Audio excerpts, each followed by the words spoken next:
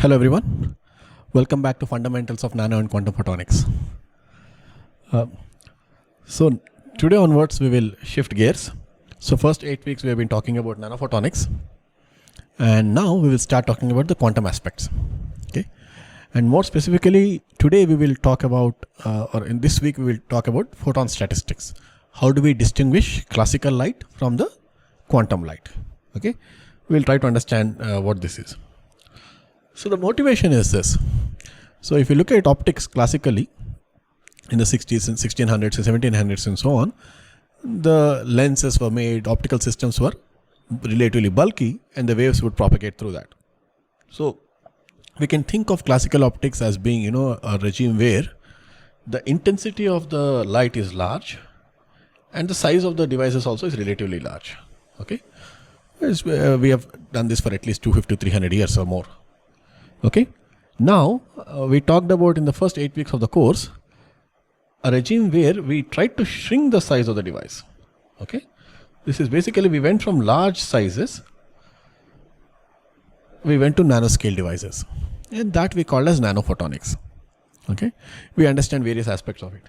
Now in the same, in the last 30 to 40 years, there has been another direction which was investigated in the optics community. That is to move from classical optics to quantum optics. This happens when you reduce the intensity of light, so lower intensity. When you reduce the intensity of light, you move into a regime where there are just few photons, and then you can understand and study the properties of few photons. That is the quantum optics. And I believe that personally the next 15-20 years of research is going to be in the realm of quantum nanophotonics, which combines both, the smaller size and the lower intensity. So this is probably where a lot of research will happen in the next 15-20 years.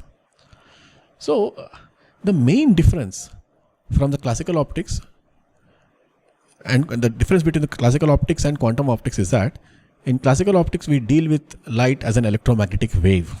Okay, the wave has a particular amplitude, it has a phase, and so on. Now, when we come to the quantum optics, we deal with photon as a particle, right? So it's a quantum of energy, and the idea of photon itself is quite deep. And my advisor used to have this quote. So the quote is from Einstein. Apparently, towards the end of his life, Einstein said this. So, all the 50 years of conscious brooding have brought me no closer to answering the question, what is a light quanta? Of course, today every rascal thinks he knows the answer, but he is deluding himself.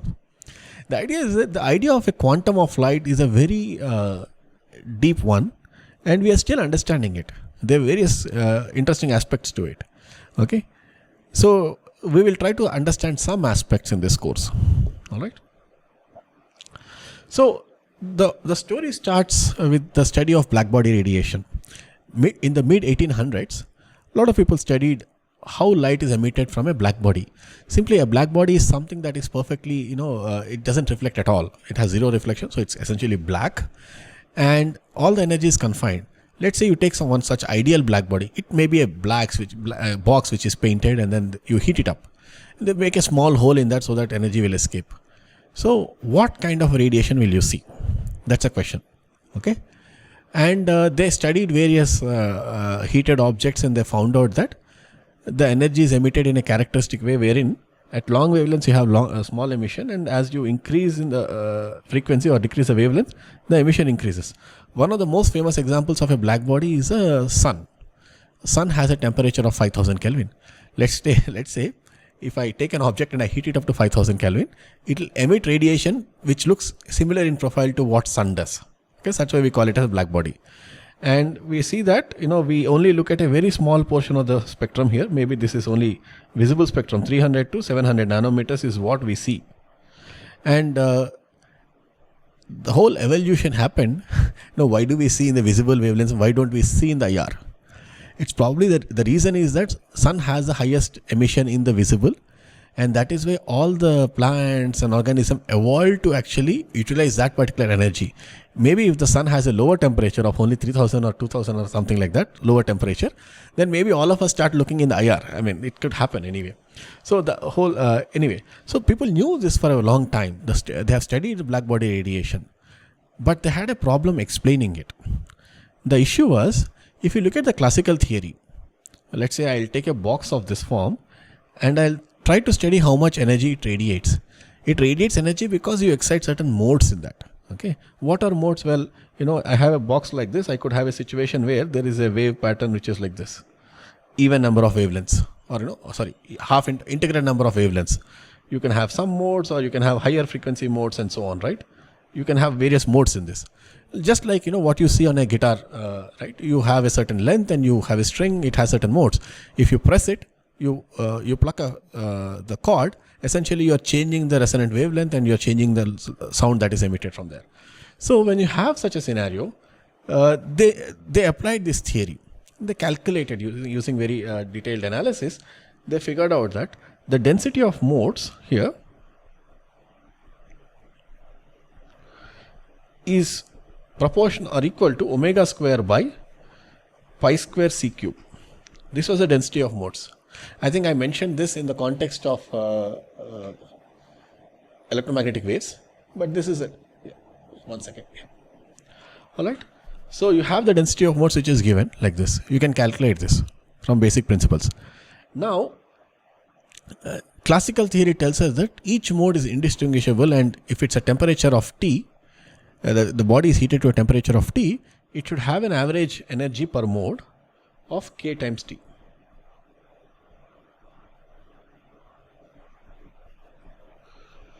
Mode is equal to KT. So this theory tells us that if I have a black body radiation, I should see that the total amount of energy, which is essentially the radiated intensity, is going to be product of these two, the density of modes times the average energy. And now you see that the density of states is increasing as omega square. So as you go to lower wavelengths or in higher frequencies, the classical theory tells us that the amount of radiated power should be increasing. So this is my classical theory. This is a problem because how do we explain this? In experiments, we don't see this. We see that the radiated power is actually reducing at short wavelengths, and that is not predicted, and it was called as ultraviolet catastrophe, and this is one of the key points that led to the discovery of quantum mechanics, okay, in trying to answer this. So how do we answer this? So the answer was actually provided by Planck. Planck postulated that the energy emitted by a black body is not continuous. In the classical theory, there is nothing that tells us that it is, it should be continuous. But he said that no, energy is going to be quantized. And the quantum of energy is going to be equal to E is equal to H cross omega or H nu, both are same. So he said that light cannot be emitted or energy cannot be continuous, but it's a discretized thing, which frequency and H bar. Okay, light can only be emitted or observed in those quanta. Okay, later on, I think a scientist by name Lewis gave the name of photon to it, but he just considered that energy was quantized. And with that assumption, Planck derived average energy per mode. And he found out that the average energy per mode is the quantity that I have already written here. So this is my average energy per mode. So what this tells us is the density of states is same. You have the same omega square by pi square c cube dependence, but the average energy reduces as you go to higher frequencies. So as you go to higher frequencies, this exponential term increases. So 1 over that should reduce. So the average energy reduces, and that's why you see that the radiation intensity is this form. And Planck's theory was able to accurately capture the black body radiation, and that's why idea of light quanta became accepted as well. Okay, so this is the origin, light quanta. But what do we do if we want to study the quantum of light? How do we do that? For example, we could think of an experiment wherein I'll take a light beam. Let's say I'm considering a light beam at 620 nanometers. So if I consider lambda is equal to 620 nanometers, and let's say it has a power of 1 milliwatt. Okay. Now we understand that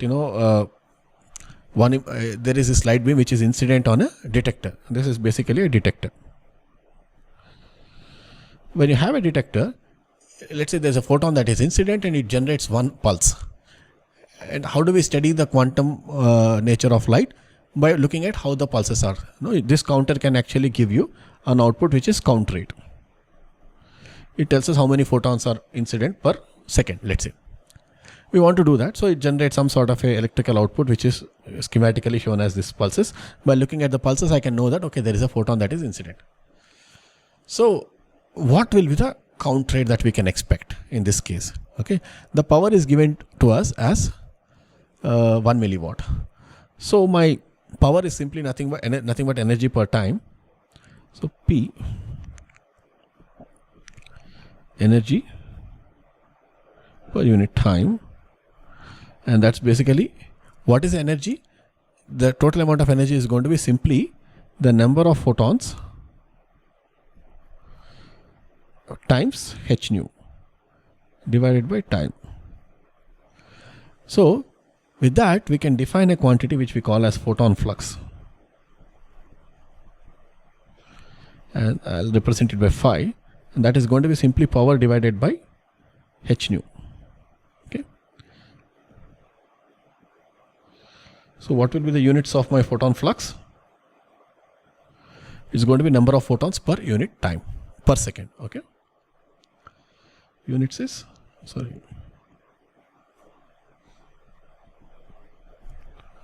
So what will be the photon flux that I will see when I have a situation where this wavelength of 620 nanometer light is incident. So now my power is immediately there already. So power is going to be 1 milliwatt divided by h nu. What is h nu? Well, I mean you have to calculate. So we want to we know this because we know that 620 nanometers corresponds to 2 eV of light. Okay. So I'll basically milliwatts is joule second. So I'll maybe write it like that. It's 1 millijoules, right,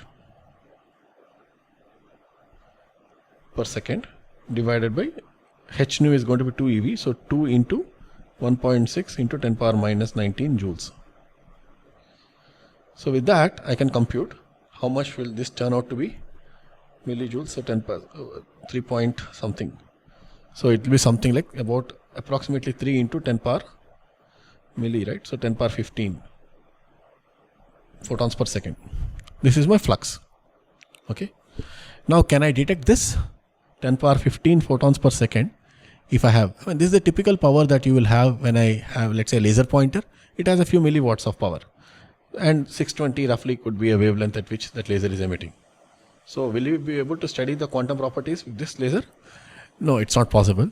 The reason is the detector is never going to instantaneously measure. I mean, rather, it takes certain time. It can detect one photon. One photon is incident. It can generate an output pulse, but then it cannot immediately detect a second photon. There is something called as a dead time. Okay. So the dead time is essentially the time period in which a detector cannot detect a second photon. Okay. So the detector dead time typically is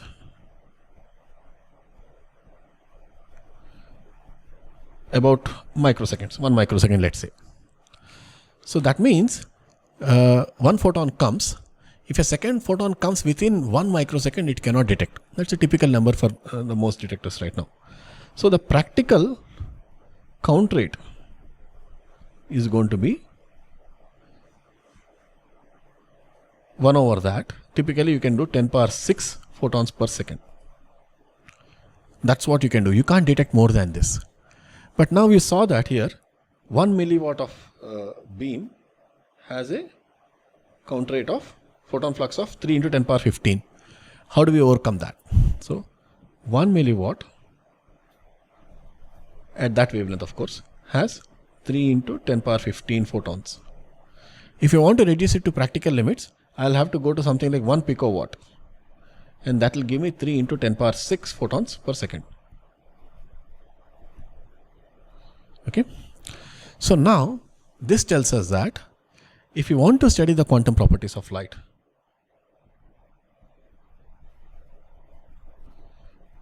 we have to work with extremely low intensities.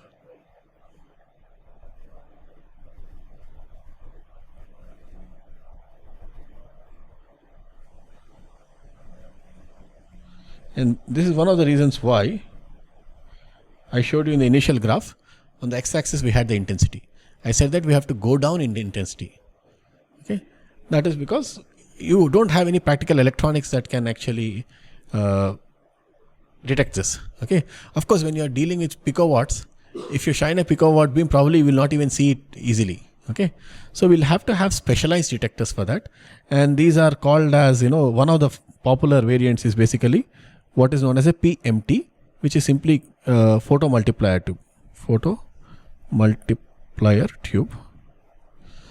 So basically, this is a detector which is held at a very large bias, and one photon actually leads to a cascade, an avalanche ionization process, and then a lot of electrons are generated, and it generates an electrical output pulse. That's one class. The other class are known as avalanche photodiodes. Okay, avalanche photodiodes. So basically, these are reverse bias junctions, and you shine light, and then they create electron hole pairs, and those electron hole pairs accelerate because of high voltage and create secondary electrons and so on. Eventually, you generate a large enough pulse. Because that avalanche process takes time, you're going to have a certain dead time associated with the detector. It can't immediately detect.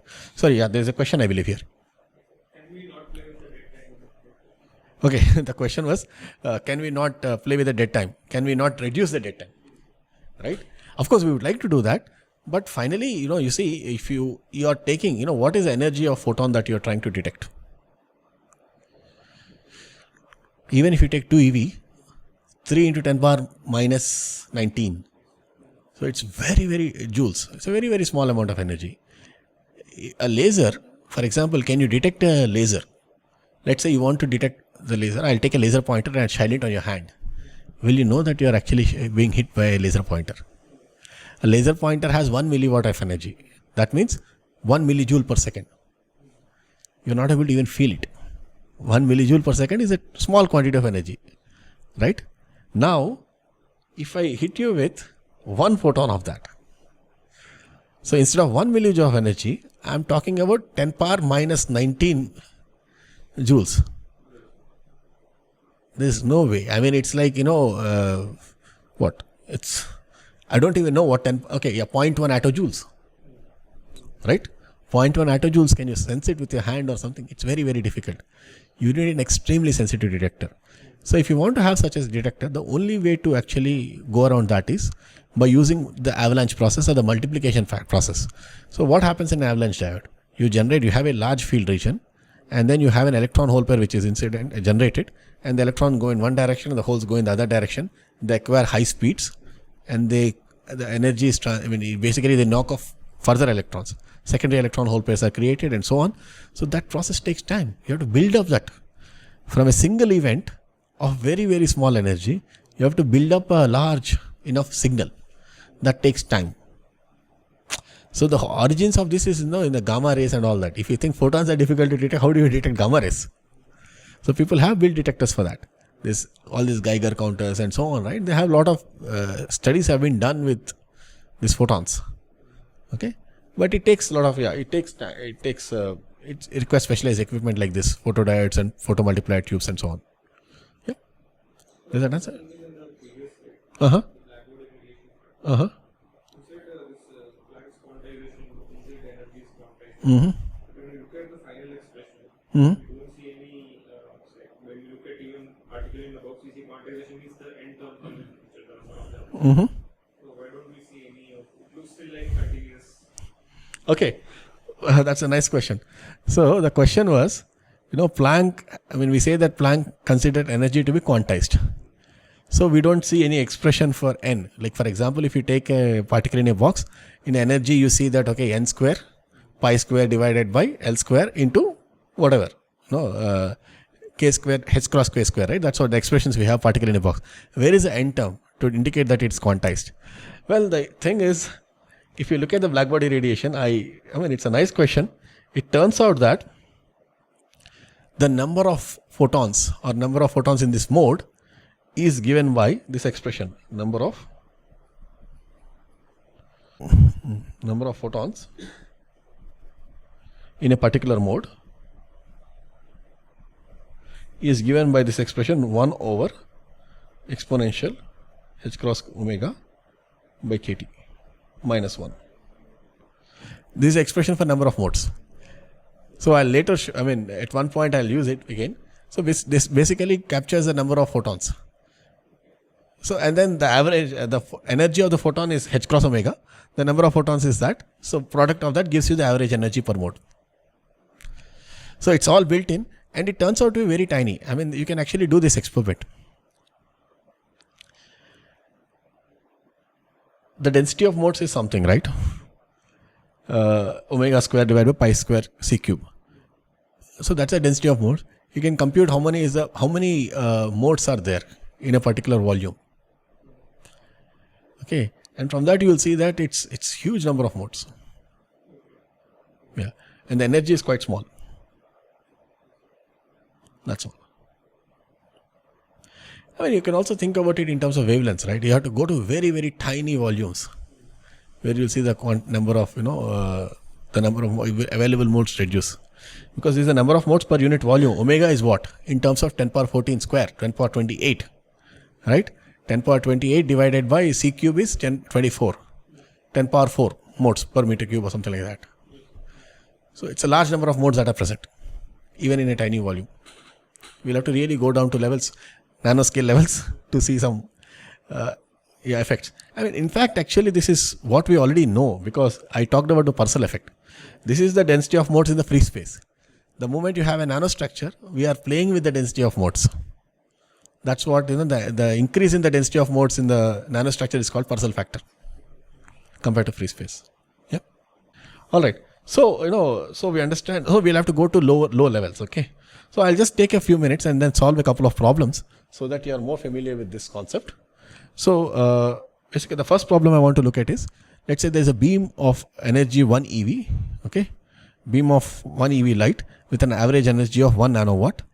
That's incident on a photodetector with eta. Eta is basically the quantum efficiency. I didn't mention it before.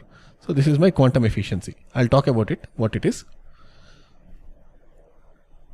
So we have this. So calculate the average photon flux and count rate. So what is the photon flux? We know that photon flux is simply going to be phi is power divided by h nu, right? If you have 1 eV light, we know what is the energy of the 1 eV light. So power is now 1 nanowatt. So 1 into 10 power minus 9 nanowatts, sorry, 10 power 9 watts. And then energy is going to be simply 1 eV. So 1.6 into 10 power minus 19 joules. This is joules per second. So that is going to be turning out to be how much? 1 divided by 1.6. It's going to be something like 6.25 into 10 power 9 photons per second. Okay. That's typically what it is, right? That's what we calculated. If you have a 1 milliwatt of 2 eV photon, we said it's going to have 3 into 10 power 15. So we come down to nanowatts. That's 10 power minus 6 reduction. So the photon count also reduces. Now it's instead of 2 eV, 1 eV photon. That's it. So it makes sense. Now this is the number of photons. But how many electrons will be produced when this number of photons are in? A perfect photodetector will give you equal number of electrons. But that may not be possible. Or equal number of electrons or equal number of pulses, let's say. Okay. The count rate that you detect after a detector in the counter, right? I can call it R, and that is going to be some fraction of it. Eta times phi. Phi is my photon count or photon flux. Okay. Phi, this is my photon flux. You have that number. This is my quantum efficiency.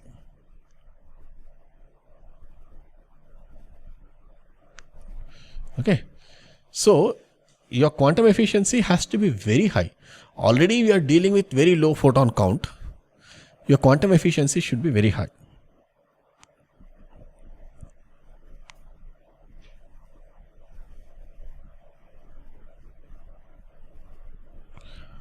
Or necessary.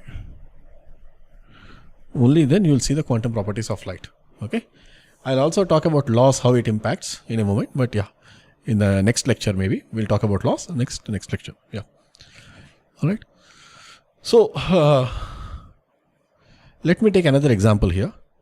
Instead of this, what will happen if you have a pulse laser? This is a continuous laser. Let's say instead of this scenario, I'll have a case where, let me simply change it up, and let's say that I have 800 nanometer light, and then that also has, let's say, 1 milliwatt power is 1 milliwatt, but this time instead of a continuous laser, it is a pulse laser. Okay, repetition rate of 100 megahertz. That means it generates 10 power 8 pulses per second at that average power of 1 milliwatt. So what will be the number of photons, average number of photons in this case? How do we compute? So basically power is energy per unit time. Okay. Now how many pulses are there? 10 power 8. So your power is going to be energy divided by time. Time is in this case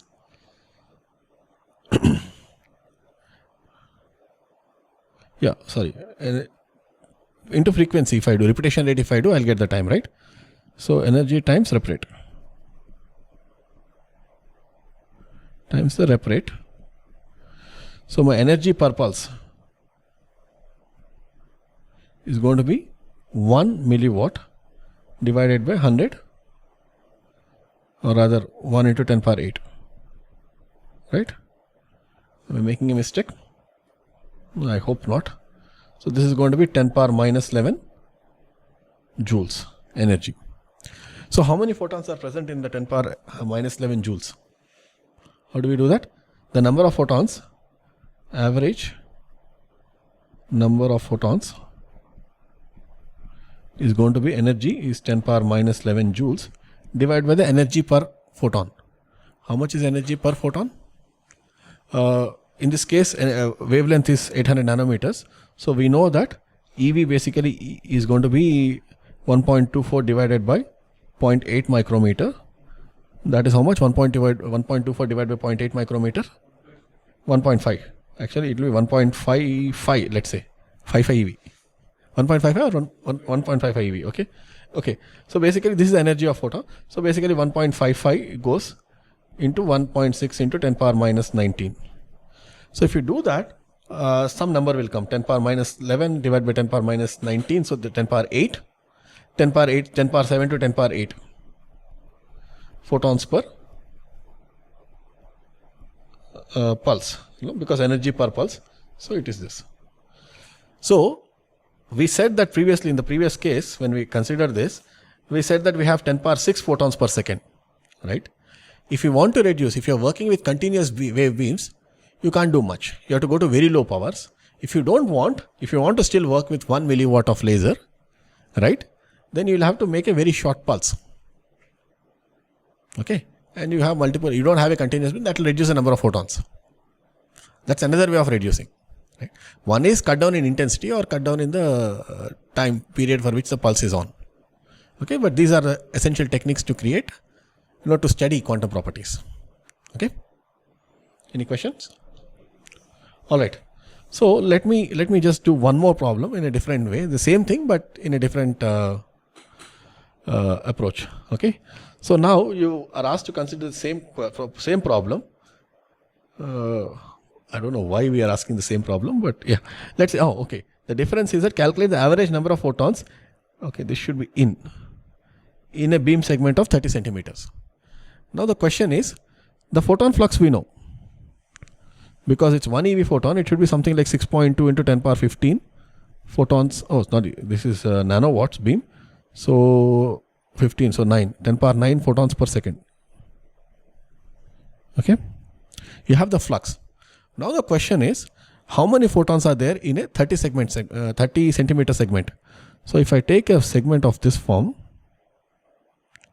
let's say there's a block like this, the length of this guy is going to be 30 centimeters. how many photons are present? So we know that the speed with which they pass is basically 6.2. So 6.2 into 10 power 9 photons per second. So 1 nanosecond, how many photons would be there? If I take per second 10 power 9 photons, so 1 nanosecond will have 6.2 photons. Okay. And how many nanoseconds is 10 centimeters? How do we know? 10 centimeters, how can you, we can talk in terms of the time, right? So basically speed of light. Speed of light tells you the distance divided by time. So if you want to know how much is the length, means C into the nanoseconds, right? This length L is going to be 3 into 10 power 8 into 10 power 9 minus 9 nanoseconds, right? So that's going to be 0.3 meters. That's going to be 30 centimeters.